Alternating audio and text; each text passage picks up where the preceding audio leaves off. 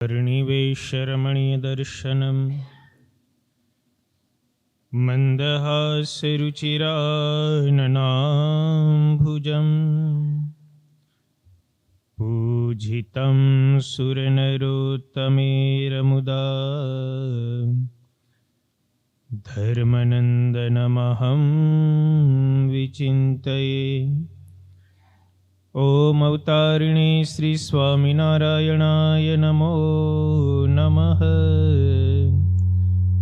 श्री हरिकृष्णाय घनश्यामाय नमो नमः। श्री पूर्णपुरुषोत्तमाय नमो नमः। સ્વામિનારાયણ હરિ, સ્વામિનારાયણ હરિ. સંવત 1876 માઘવદી દ્વાદશીને દિવસ સાંજને સમયે શ્રીજી મહારાજ શ્રી ગરડા મધ્યે દાદા ખાચરના દરબારમાં શ્રી વાસુદેવ નારાયણના મંદિર આગળ આથમણા બારના ઓરડાની ઓસરીએ ઢુલિયા ઉપર વિરાજમાન હતા અને ધોળો ખેસ પહેર્યો હતો ને જરિયાન કશુંબલ રેટો ઓઢ્યો હતો ને માથે ફરતા છેડાનો કસુંબીલ રેટો બાંધ્યો હતો અને પોતાના મુખારવિંદની આગળ મુનિ તથા દેશ દેશના હરિભક્તની સભા ભરાઈને બેઠી હતી અને નારાયણ ધૂન કરીને મુનિ ઝાંઝ મૃદંગ લઈને કીર્તન ગાતા હતા. પછી શ્રીજી મહારાજ બોલ્યા, જે કીર્તન રાખો અને ઘડીક પ્રશ્ન ઉત્તર કરીએ.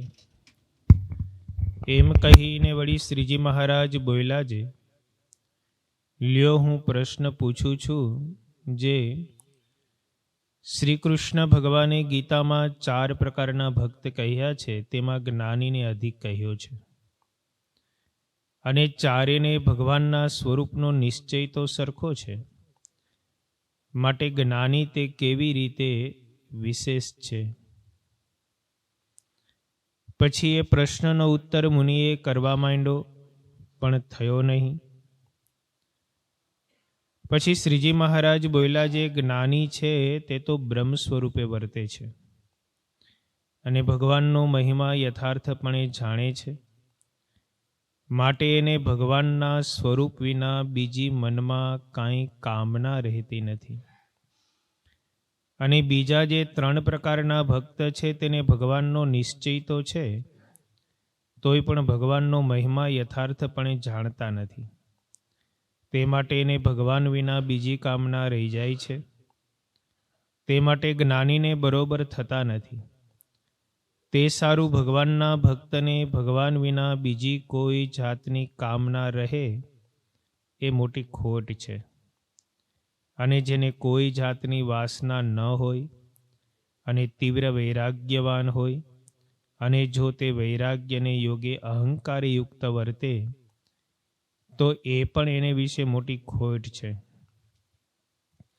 અથવા અત્યંત આત્મજ્ઞાનનું બળ હોય અથવા ભગવાનની વિશે દ્રઢ ભક્તિનું બળ હોય અને તેના માનને યોગે કરીને જો ગરીબ હરિભક્તને નમાય નહીં અથવા તેની આગળ દીન વચન બોલાય નહીં તો એ પણ એને વિશે મોટી ખોટ છે. તે ખોટે કરીને એ હરિભક્તનું અંગ વૃદ્ધિને ન પામે. જેમ સલાટ કૂવો ખોદતો હોય અને જો હેઠે પાણો પોલો બોલે તો સલાટ એમ કહે, જે પાણી ઘણું થશે. અને જો ઉપરથી રણકતો હોય ને માહી કાપે ત્યારે અગ્નિ જરે તો સલાટ એમ કહે, જે આ કૂવામાં પાણી થશે તો અર્ધા કોષનું કે પા કોષનું થશે, પણ વધુ નહીં થાય. તેમ જ્ઞાન વૈરાગ્ય અને ભક્તિ તેના માનમાં જે અટંટ રહે તો એ મોટો તો કહેવાય, પણ જેવું અર્ધા કોષનું કે પા કોષનું પાણી થયું એવો મોટો થાય. પણ જેવા નિર્માની ભક્તમાં મોટા ગુણ આવે તેવા મોટા ગુણ એમાં ન આવે. માટે જેને ભગવાનને પ્રસન્ન કરવા હોય તેને જ્ઞાન, વૈરાગ્ય, ભક્તિ તથા બીજા કોઈ શ્રેષ્ઠ ગુણ હોય તેને અભિમાને કરીને અટંટ થવું નહીં. તો એ પુરુષના હૃદયને વિશે પ્રગટ પ્રમાણ એવા જે શ્રી કૃષ્ણ નારાયણ તે પ્રસન્ન થઈને નિવાસ કરે છે.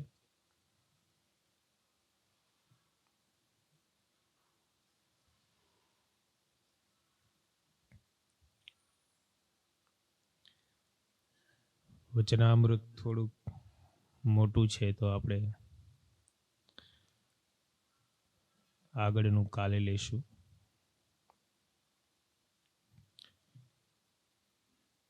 મહારાજની સન્મુખ બેસી અને સંતો કીર્તન ભક્તિ કરતા હતા.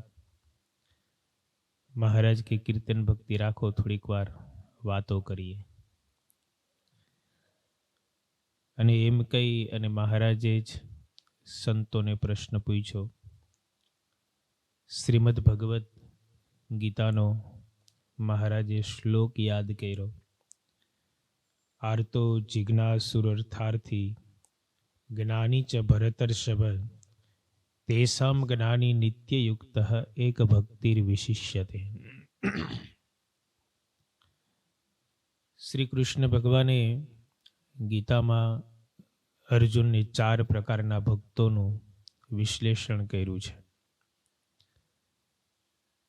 આર્ત, જિજ્ઞાસુ, અર્થાર્થી અને જ્ઞાની. આ 4 પ્રકારમાં લગભગ બધી પ્રકારના ભક્તો આવી જતા હોય. આર્ત છે એ દુઃખી છે. ચારેય ભક્ત છે એમને ભગવાનનો નિશ્ચય તો છે. ચારેય ભક્તને ભગવાનનો નિશ્ચય સરખો છે. હવે અહીંયા મહારાજે થોડીક જે વાત કરી એ બહુ સમજવા જેવી છે. જ્ઞાની છે એ અધિક કેવી રીતે છે? શ્રી કૃષ્ણ ભગવાને પણ જ્ઞાનીને માટે એમ કહ્યું કે જ્ઞાની છે એ મારો આત્મા છે. અને અહીંયા પણ મહારાજ એમ કહે છે કે જ્ઞાની છે એ બ્રહ્મ સ્વરૂપે વર્તે છે અને ભગવાનનો જેવો જાણ્યો જોઈએ તેવો મહિમા પણ સમજે છે. ચારે ભક્તને ભગવાનનો નિશ્ચય સરખો છે, પણ મહિમા સમજવામાં તારતમ્યતા છે. જ્ઞાની જે રીતે ભગવાનના મહિમાને, ભગવાનની મોટપને સમજી જાણે છે એ રીતે પેલા 3 નથી સમજતા. ભગવાનની મોટપને જાણતો હોય તો ભગવાન પાસે બીજું કંઈ માગવાની ઈચ્છા રહે નહીં, અથવા તો ભગવાન સિવાય બીજું કંઈ માગવાની ઈચ્છા રહે નહીં. કારણ કે એક તો બ્રહ્મ સ્વરૂપે વર્તે છે એટલે આત્માના સ્વરૂપનું યથાર્થ જોઈએ તેવું એમને જ્ઞાન છે. એટલે આત્માથી વિરક્ત એવા જે દેહ અને ઇન્દ્રિયો અંતઃકરણ માટે કરીને જે પણ કાંઈ વસ્તુ પદાર્થ જોઈએ તે બધી જ નાશવંત છે, તો એની કામના એ કરે નહીં.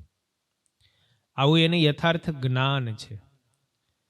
એ 4 ભક્તો છે તો ભગવાનના નિશ્ચયવાળા. હવે અહીંયા પ્રશ્ન આપણને એમ થાય કે ભગવાનના મહિમા વિના ભગવાનનો નિશ્ચય થતો હોય છે? જ્ઞાનીને ભગવાનનો મહિમા છે એમ કહ્યું, અને ત્રીજાને બીજા જે છે એને ભગવાનનો મહિમા જેવો છે એવો નથી. તો મહિમા વિના તો ભગવાનનો નિશ્ચય કેમ થતો હશે? આ ભગવાન છે એવું કોઈક એક ભગવાન છે એવો નિશ્ચય તો બધાયને છે. બધા એમ માને કોઈક ભગવાન છે તો જ આ બધું જગત હાલતું હોય ને, નહીતર આટલું જગત ચલાવ્યા વિના કેમ ચાલે? શ્રીજી મહારાજે વચનામૃતમાં કહ્યું એમ આકાશમાં અધર જળ રાખી મૂક્યું છે. સમયે સમયે વૃષ્ટિ થાય છે. આકાશમાં તારાઓ અધરપધર રહ્યા છે. કાંઈ પણ પિલોર વગર એમને ચમકે રાખે. આકાશમાં ગાજવીજ થાય, ત્યાં અગ્નિ કોણ પ્રગટ કરવા જતું હશે? ને ચકમક છે કે આમ પાણા પછાડીને આમ અગ્નિ પ્રગટ થાય એવું. મહારાજ કે જળના બિંદુમાંથી મનુષ્ય ઉત્પન્ન થાય છે. લ્યો, એના હાથ પગ નાક કાન આદિક સર્વ ઇન્દ્રિયો પ્રગટ થઈ આવે છે. આ જગતની અંદર તમે આશ્ચર્ય જુઓ તો બધું ભગવાન સિવાય બીજો કોઈ કોણ કોક તો કરનારું છે ને. બધું કાંઈ ઓટોમેટિક તો ચાલતું ન હોય, એને ચલાવનારો કોઈક તો હોય. ઘડો છે તો એને કોઈક બનાવનારો હશે. એ ઘડો હોય તો એનું કોઈક ઉપાદાન કારણ પણ હોય, નિમિત્ત કારણ પણ હોય, સહાયભૂત કારણ પણ હોય.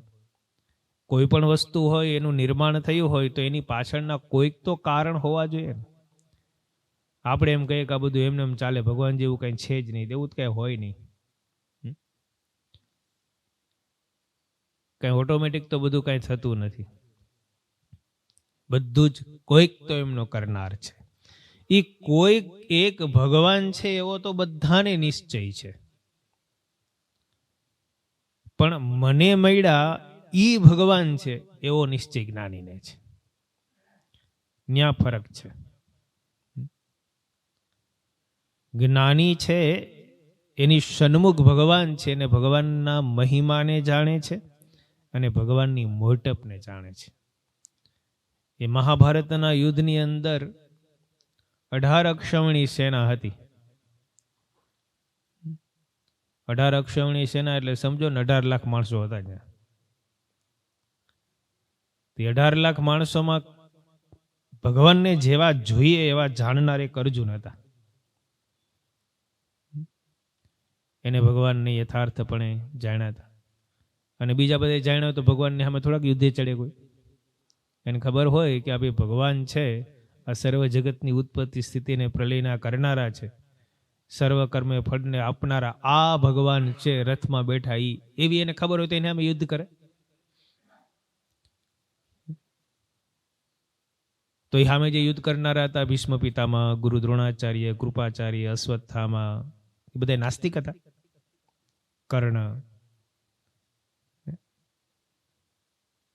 એ કોઈ ભગવાનને માનતા નહોતા. ભગવાનને તો બધા માનતા હતા, બધા ભગવાનની પૂજા કરતા હતા. પણ આ કૃષ્ણ જે સામે છે, દેવકીનો નંદન, એ જ અનંત કોટી બ્રહ્માંડનો આધાર છે એવું એક અર્જુન માનતા હતા.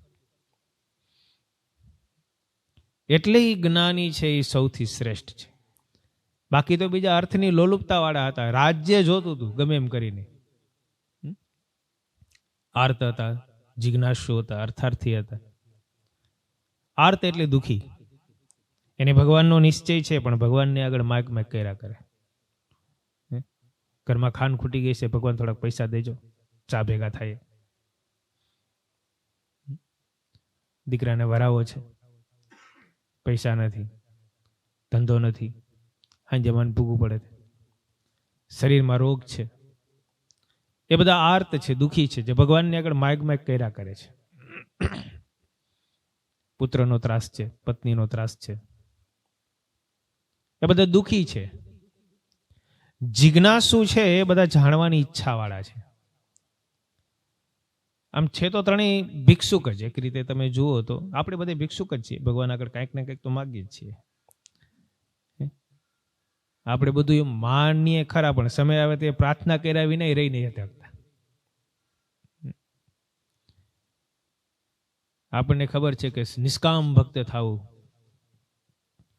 આ જગતની અંદર જે પણ કાંઈ થાય છે બધું ભગવાનની ઈચ્છાથી થાય છે. એમાં કોણ નથી માનતું? આ સભામાં બેઠા છે એમાં બધા માને જ છે ને. જે પણ કાંઈ થાય બધું ભગવાનની ઈચ્છાથી થાય. તો એ ઘરમાં કંઈક દુઃખ આવ્યું તરત ભગવાન આગળ પ્રાર્થના તો કરીએ જ છીએ. તો ભગવાનની ઈચ્છાથી થતું હોય એવી આપણને ખબર જ છે, તો પ્રાર્થના હુકામ એને કરીએ? કારણ કે અંતે તો આપણે અર્થાર્થી તો છીએ. કઈ વાર જિજ્ઞાસુ નથી. મોટે ભાગે તો અર્થાર્થી હોય. અર્થની ઈચ્છા, વસ્તુ, પદાર્થ, પૈસો, સંપત્તિ, કોઈ વ્યક્તિ વિશેષ, એ બધાની જે ભગવાન આગળ માગણી કરવી, એ ભગવાન સારી પત્ની મળે તો સારું, કન્યા હોય તેમ માગે સારો વર મળે તો સારું. એ કદાચ બેને સારી પત્ની સારો વર મળી જાય, બેનો સંયોગ થઈ જાય, સારો દીકરો આવે તો સારું. સારો દીકરો કદાચ આવે તો એમ થાય ગુણિયલ થાય તો સારું, ભણી ગણીનો હોશિયાર થાય તો સારું, એને સારી નોકરી મળે તો સારું, એનું સારું વ્યવિશાળ સારી જગ્યાએ થઈ જાય તો સારું, એને સારો છોકરો થાય તો સારું, એ મારી સેવા કરે તો સારું. અંતે તો ભગવાનની આગળ પ્રાર્થનાનો રોલ ચાલુ જ હોય. કંઈક ને કંઈક આપણે તો જ્યાં સુધી મૃત્યુ ના આવે, અરે મૃત્યુ આવે ત્યારે હે ભગવાન તારા ધામમાં લઈ જાય છે, ત્યાં સુધી નહીં, પણ અપેક્ષા તો છે જ. આગળ મહારાજ વચનામૃતમાં કહે છે કે ભગવાનનો ભક્ત હોય 4 પ્રકારની મુક્તિને પણ નહીં છે. ભગવાનના સરખું રૂપ પામવું, ભગવાનના સરખું ઐશ્વર્ય પામવું. એ 4 પ્રકારની મુક્તિ જ્ઞાની નથી ઈચ્છતો, બાકી તો 3 જણા ઈચ્છે જ છે. ભગવાનના સરખું ઐશ્વર્ય પામવું, ભગવાનના ધામમાં રહેવું. આજે 4 પ્રકારની મુક્તિ બતાવી. એ નરસિંહ મહેતા જેવા જ્ઞાની હોય એ એમ કે છે, હરિના જન તો મુક્તિ ન ઈચ્છે જન્મો જન્મ અવતાર રે. સેવા ઉત્સવ કીર્તન નિરખવા નંદ કુમાર. એના માટે શું છે, એ કીર્તનમાં જ એમ કહી દે છે કે પરોક્ષ ભગવાનનો ભક્ત છે જ નહીં. નિરખવા નંદકુમાર એની સેવા ઉત્સવ કીર્તન કરવા. એ પ્રગટ ભગવાનને ઓળખે છે ને પ્રગટ ભગવાનની આગળ આનંદ માણવા માંગે છે. એને અહીંયા ભગવાનના ધામમાં જે અહીંયા હાવ બેઠું રહેવું એના કરતાં ભગવાનની અહીંયા પૃથ્વી ઉપર જે છે એની અરે નો આનંદ કિલોલ ને લેર કરીએ. હાલો ચોરી કરવા જાય, હાલો ભેગા ચોરી કરવા જાય, ચીરહરણ કરવા જવું હોય તો ભેગા લઈ જાય, એક માખણ ખાવું હોય તો ભેગા લઈ જાય. તો એ જે ભગવાનની સાથે જે ભગવતાને જે ભગવાન મળ્યા છે એ ભગવાનની જ ઈચ્છા રાખવી, બીજા કોઈની ઈચ્છા ન રાખવી, એ જ્ઞાની છે. ચતુર્ધા મુક્તિને પણ નહીં ઈચ્છે તો પછી આ લોકના સુખને તો કેમ જ ઈચ્છે ભાઈ. ભગવાનની આગળ કંઈ એટલે કંઈ ન માગવું. પણ આ 3 છે એટલે મહારાજે પણ અહીંયા બહુ સરસ વાત કેટલી કરી. એનું રાખ્યું ને આપણું રાખ્યું. એ 4ને ભગવાનનો નિશ્ચય તો છે એમ કહીને એ 4ને સારા તો બતાવી જ દીધા. નાસ્તિક તો એ કઈ નથી. એ બધા છે એવા માગે છે તો પોતાના સ્વામી છે એની પાસે માગે છે. દીકરો હોય એ બાપ પાસે માગે એમાં કઈ ખોટું નથી. પોતાના ઈષ્ટદેવની પાસે માગવામાં કઈ વાંધો નથી. પણ છતાંય જે નથી માગતો અને સમજે છે એની જે ઈચ્છા હશે એ થશે. તો એ 3ની અપેક્ષા એ તો શ્રેષ્ઠ જ છે. 4 જણાને ભગવાનનો નિશ્ચય તો છે બધાય ભગવાનને માનનારા આસ્તિકવાદી જ છે બધા. પણ છતાંય કોઈકને આ લોકના સુખની ઈચ્છા છે, કોઈકને પરલોકના સુખની ઈચ્છા છે. અને એ સુખ પણ પોતાના ઈષ્ટદેવ પાસે માગે છે. તો જે માગે છે ભગવાનનો નિશ્ચય છે એનો અર્થ એ છે કે ભગવાનના ભક્ત છે. આર્ત હોય, જિજ્ઞાસુ હોય કે અર્થાર્થી હોય, 3 નબળા નથી નાસ્તિકવાદી. 4 ભક્ત ભગવાનના જ છે, ભગવાનના નિશ્ચયવાળા છે. પણ છતાંય 3 જણા છે એ માગે છે. એ 3ની માગવાની કેપેસિટી અલગ અલગ પ્રકારની છે. એક હાવ તુચ્છ પદાર્થને માગે છે, એક ઈથી થોડાક લેટેસ્ટ પદાર્થને, અને એક ઈથી આ મુક્તિની ઈચ્છા ને રાખે. બીજું કાંઈ નથી. તો પેલા આ લોકના સુખની ઈચ્છા નથી, પણ પરલોકના સુખની ઈચ્છા છે. એ ભગવાન મને સ્વર્ગનું સુખ મળે, મને ગોલોક વૈકુંઠાદિક ધામ જોવાની ઈચ્છા હોય, એ સુખની ઈચ્છા હોય, સારી સારી સંપત્તિ, અહીંયા બેઠો થકો બધું જોઈ શકો એવી ઈચ્છાઓ હોય. એટલે મહારાજે પ્રથમ પ્રકરણના 9મા વચનામૃતમાં જે લખ્યું કે જેને પ્રત્યક્ષ ભગવાનનો નિશ્ચય હોય એ ચતુર્ધા મુક્તિને તો ઠીક છે, ગોલોક વૈકુંઠ શ્વેતદીપ બ્રહ્મપુર આદિક ધામને જોવાની પણ જો ઈચ્છા ન રાખે તો પણ મહારાજ કે એના મુક્ત કે ભગવાનની વાત ન સાંભળવી. તો ન્યાય અર્થાર્થી જ છે બધું. ભગવાનના ધામ જોવાની જે ઈચ્છા રાખવી, ત્યાં સુધી આમ નિશ્ચયની ભૂમિકાની અંદર મહારાજ વાત કરે કે શ્રી કૃષ્ણ ભગવાનનો ત્યાંય તમે જુઓ લક્ષણ કેવી રીતના બતાવે છે. શ્રી કૃષ્ણ ભગવાનનો પ્રત્યક્ષપણે નિશ્ચય હોય, એની ભક્તિ કરતો હોય, એના દર્શન કરતો હોય. હવે આ તો બધું બહુ સારામાં સારી પ્રાપ્તિ કહેવાય. એક તો પ્રગટ ભગવાનને ઓળખે છે, પ્રગટ ભગવાનને ઓળખે છે. અહીંયા ઉચ્ચ લેવલના અર્થાર્થીની વાત છે. પ્રગટ ભગવાનને ઓળખે છે એટલે તો એના દર્શન કરે છે અને એની ભક્તિ કરે છે. હવે દર્શન કરે છે એનો અર્થ એ છે કે પ્રત્યક્ષ ભગવાનનો જ ઉપાસક છે, પ્રગટ ભગવાનનો ઉપાસક છે, એ કોઈ પરોક્ષવાદી નથી. શ્રી કૃષ્ણ ભગવાનનો પ્રત્યક્ષપણે નિશ્ચય હોય. શબ્દ કેવો વાપરો છે? કોઈક એક ભગવાન છે એવા નિશ્ચય વાળોય નથી. મને મળ્યા છે ઈ જ ભગવાન છે એમ માને છે. શ્રી કૃષ્ણ ભગવાનનો પ્રત્યક્ષપણે નિશ્ચય હોય. અને એટલું જ નહીં, પાછી એની ભક્તિ કરતો હોય, એના દર્શન કરતો હોય. હવે દર્શન કરે છે ને ભક્તિ કરે છે એનો અર્થ એ કે પ્રગટ ભગવાનનું સ્વરૂપ જે છે એના નિશ્ચય વાળો જ છે. એને જ્ઞાન છે કે આ ભગવાન છે એટલે તો એનું ભજન કરે છે, એટલે તેના દર્શન કરે છે અને ભજન કરે છે. પણ છતાં એમ હોય છે કે આને આ ભગવાન મને ગોલોક, વૈકુંઠ, શ્વેતદીપ અને બ્રહ્મપુર એટલે અક્ષરધામ, જે ભગવાન અક્ષરધામમાંથી આવ્યા છે ઈના એ ભગવાનને અક્ષરધામમાં જોવાની ઈચ્છા રાખે તો મારે જે તો વચનામૃતમાં એમ કીધું કે એના મુખ થકી ભગવાનની વાત એ ના સાંભળે તો બીજી વાત તો સાંભળવાની વાત જ ક્યાં રહે? એના મુખ થકી જો ભગવાનની વાત સાંભળવાની ના પાડતા હોય તો પછી એની બીજી વાત સાંભળવાની કે એનો સંગ કરવાની વાત જ નથી આવતી. હા, કેટલી ઉચ્ચતમ વાત હશે. કુસંગીનો સંગ કરવાની આ વાત નથી કરતા, કે કુસંગીના મુખની વાત સાંભળવાની વાત નથી કરતા. પ્રગટ ભગવાનનો નિશ્ચય છે, એની ભક્તિ કરે, એના દર્શન કરે છે. પણ જો આવી ઈચ્છા રાખતો હોય મનમાં તોય મહારાજ કે એના મુખથી વાત પણ ન સાંભળવી. એટલે મહારાજ અહીંયા 3 જણાને કાઢી નાખ્યા, જ્ઞાનીને શ્રેષ્ઠ કીધો.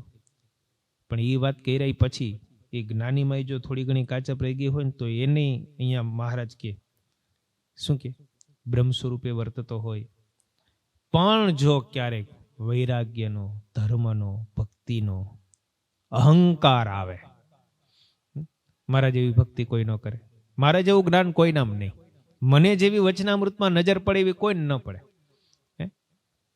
અરે તમે ગમે તે ગ્રંથો આપો ને ગ્રંથોના અર્થ હું કરી દઉં. આવો અહંકાર પણ જો આવે તો પણ મહારાજ કે અહંકારના યોગે કરીને પતનને પામે. હવે આપણને એમ થાય કે વસ્તુ પદાર્થનો જ અહંકાર હોય, સંપત્તિનો અહંકાર હોય, આપણું સારું રૂપવાન શરીર હોય એનો અહંકાર હોય, સત્તાનો અહંકાર હોય, સારી પ્રતિષ્ઠાનો અહંકાર હોય, સારા ગુણિયલ છોકરાનો અહંકાર હોય, સારો બંગલો, સારી વાડી, સારું મેળ્યું, સારું ઘોડું, આવી સંપત્તિ આપણી પાસે હોય ને કદાચ એનો અહંકાર હોય, એ બધો અહંકાર તો ઠીક છે અને એ કદાચ અહંકાર ટાળવો હોય તો ટળી પણ જાય જ્ઞાને કરીને. પણ હાલો ભક્તિનો ને જ્ઞાનનો ને વૈરાગ્યનો અહંકાર ટાળવો હોય તો બહુ કઠણ.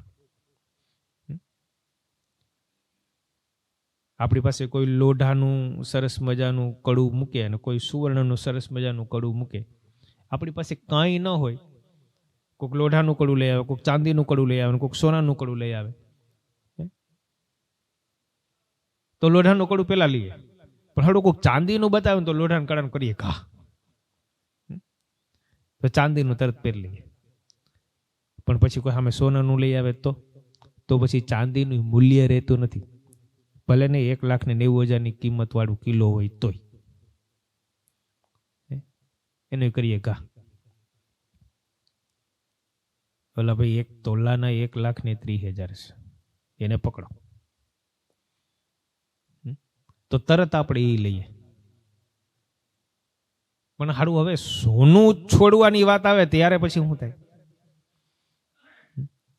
એટલે ગુણાતીતાનંદ સ્વામી વાતોની અંદર લખ્યું એમ લોઢાનું કડું પહેર્યું હોય કે હોનાનું પહેર્યું હોય, પાઠું તો બે પાડે. એમ આર્થિક સંપત્તિનો અહંકાર હોય એના કરતા ધર્મનો, વૈરાગ્યનો, ભક્તિનો અહંકાર છે તો બહુ ખતરનાક હોય. કારણ કે એ હાડો બધાને દેખાય નહીં. ઓલો અહંકાર તો દેખાય, અને આ અહંકાર તો છે ને અંતઃકરણનો અહંકાર છે, અને ઓલો તો ઇન્દ્રિયોનો અહંકાર હોય. બાહ્ય દેખાવમાં આવે, રૂપિયા આવે, સારું વરસ થયું હોય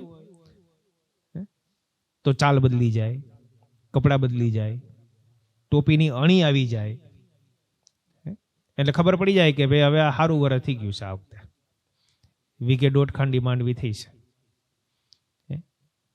4 વ્હીલ ગાડી આવી જાય, પછી કોઈ એમ કે પાછા ભાઈ પછી વાત, અત્યારે ટાઈમ નથી આપણી પાસે. ઈ જે બધો સંપત્તિનો અહંકાર તો આવી જાય, આવી જાય, પણ હાડો જ્ઞાન વૈરાગ્ય અને ભક્તિનો અહંકાર છે ને તો બહુ ખતરનાક હોય.